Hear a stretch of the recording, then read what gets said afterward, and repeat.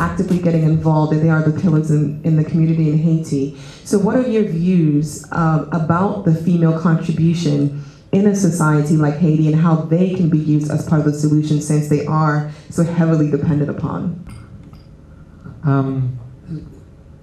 Clearly, as I think I said earlier, the fact that this film focused on telling the story through women's experience is enormously important. It seems to me important that we maybe draw an analogy and then build in relation to it. As in South Africa the other day, and I went to the Anti-Apartheid Museum, and what it was telling me was something that I knew already, but to see the way in which it had been documented.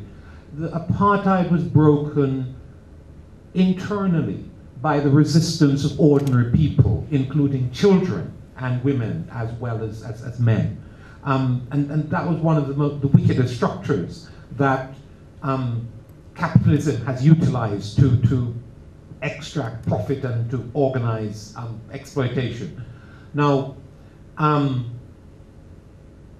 apartheid was also partially broken by the way in which its structures of oppression were delegitimated by us outside of South Africa, in terms of saying to our governments and to our companies that you cannot move in that way, in that place. It's a classic example of how mothers of, I call them, pillars of society, mothers of the nation, whatever you want to term it, that they get up and say enough is enough. When women see that their children are dying, that there's no future for their families and their futures for their generation, they will get up and stand up and be counted and be fearless in it. Now, how that can actually be helped abroad, I mean, there are a number of national and local women's organisations here that already exist that can take things on board.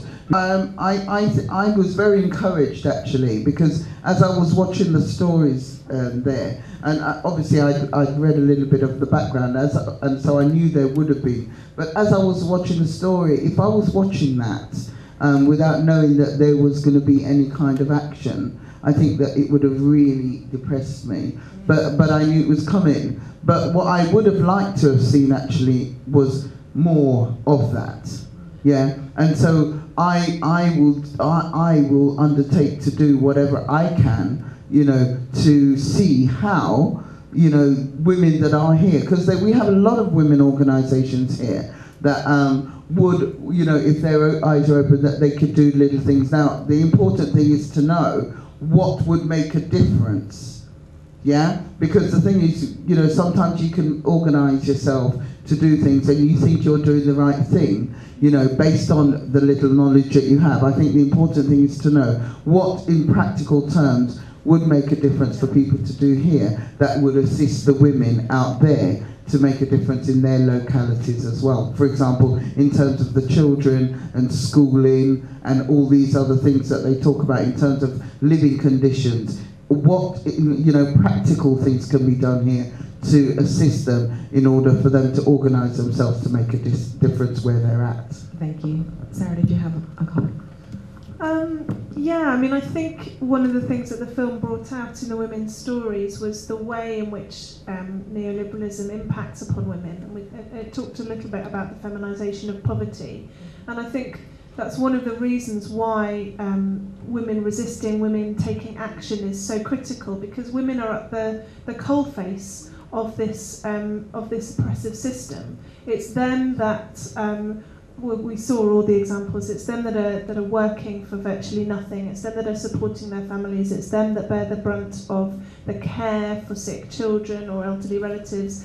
It's them that are bearing the brunt of this. And so to see the organisation, as you say, if we hadn't seen that at the end, it would have been pretty depressing. But I think, so I think it's really important for us here to understand the way in which neoliberalism operates and does have that particular impact upon women.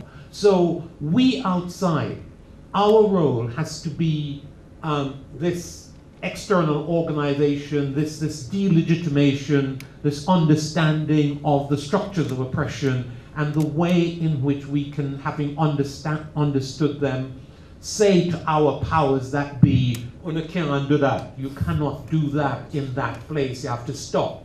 That's what we have to do.